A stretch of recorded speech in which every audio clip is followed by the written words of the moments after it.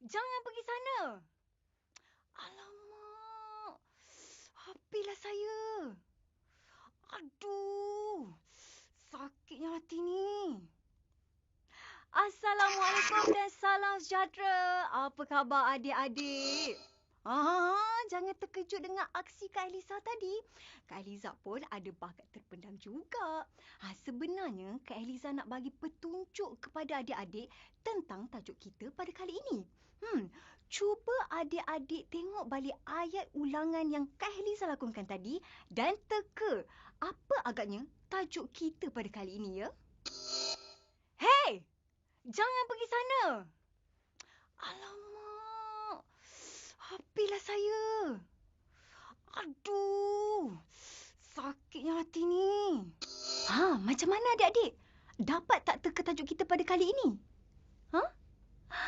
Betul. Pandainya. Memang tajuk kita pada kali ini ialah tentang ayat seruan.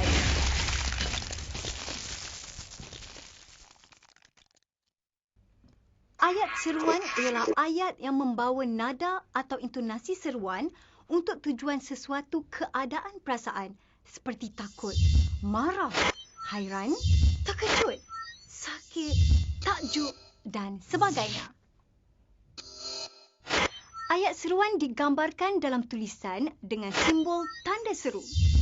Tanda seru biasanya diletakkan di akhir ayat sama ada ayat didahulukan dengan kata seru ataupun tidak. Untuk memahami ayat seruan ini, mari kita perhatikan contoh-contoh ini. Amboi, merahnya baju kamu. Aduh, sakitnya kaki aku. Oh, dia sudah berpindah ke Sabah.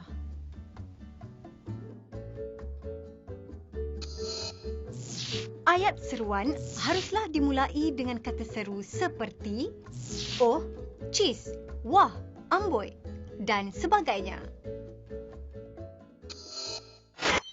Dalam percakapan, ayat seruan diucapkan dengan nada yang sesuai dengan kata seru. Terdapat beberapa contoh kata seru yang berbeza fungsi dan kegunaannya.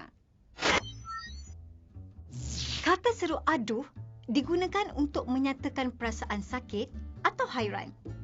Contohnya, aduh, sakitnya gigiku. Aduh, indahnya kawasan tasik ini.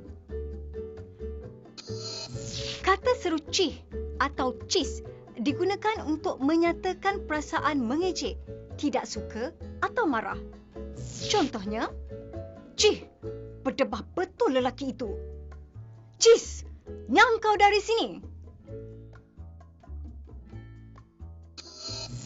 Manakala kata seru digunakan untuk menyatakan perasaan hairan atau terkejut. Contohnya, bilakah Pak Long sampai? Dulu kawasan ni semak samun.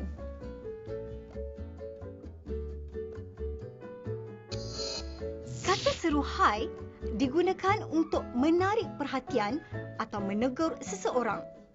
Contohnya, hai, lama sungguh tak jumpa engkau.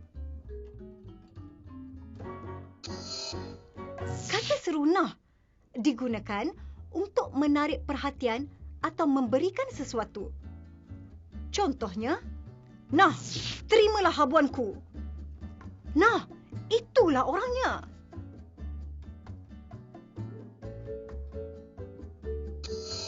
Sedangkan kata seru oh digunakan untuk menyatakan perasaan hairan, terkejut, kecewa dan sebagainya. Contohnya, oh, jadi kamulah punca semua ini. Oh ibu, maafkanlah aku.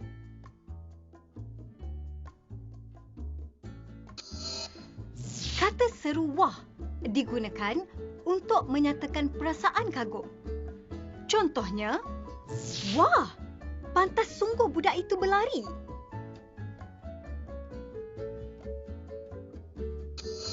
Kata seru amboi digunakan untuk menyatakan rasa hairan atau kagum. Contohnya, amboi, petahnya kamu berdebat. Amboi, murah betul barang-barang di sini.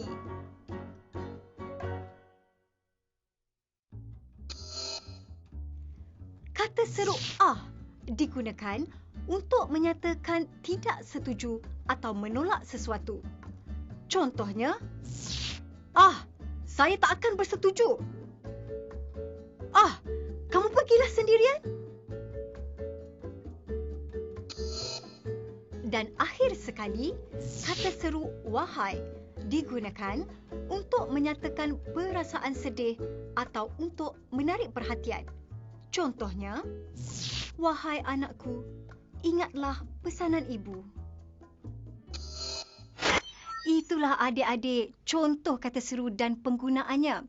Setiap kata seru mempunyai masa dan juga tempat untuk digunakan. Namun, adik-adik harus ingat, ada juga ayat seruan yang tidak menggunakan kata seru. Contohnya,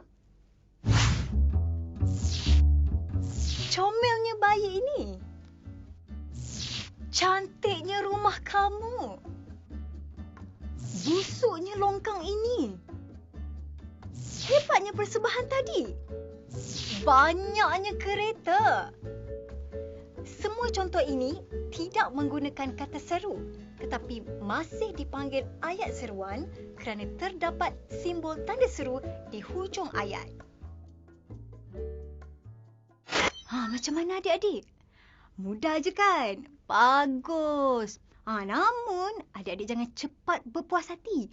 Adik-adik perlu memperbanyak lagi latihan ayat seruan supaya adik-adik akan lebih mahir dalam menggunakan kata seru dengan lebih tepat lagi.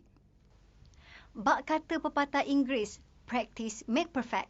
Atau dengan kata lain, latihan yang berulang akan menghasilkan kesempurnaan.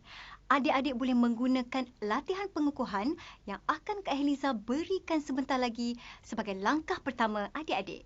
Sehingga itu, teruskan berusaha dan jangan lupa cintailah bahasa kita kerana bahasa jiwa bangsa.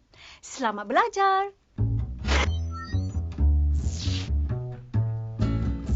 Nyatakan ciri-ciri ayat seruan. Apakah fungsi kata seru aduh? Apakah pula fungsi kata seru hai?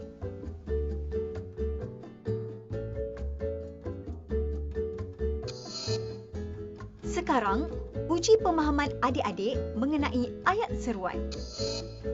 Lengkapkan ayat-ayat di bawah ini dengan menggunakan kata seru yang diberikan. Wah! Nah! Cis! Amboi! Hai!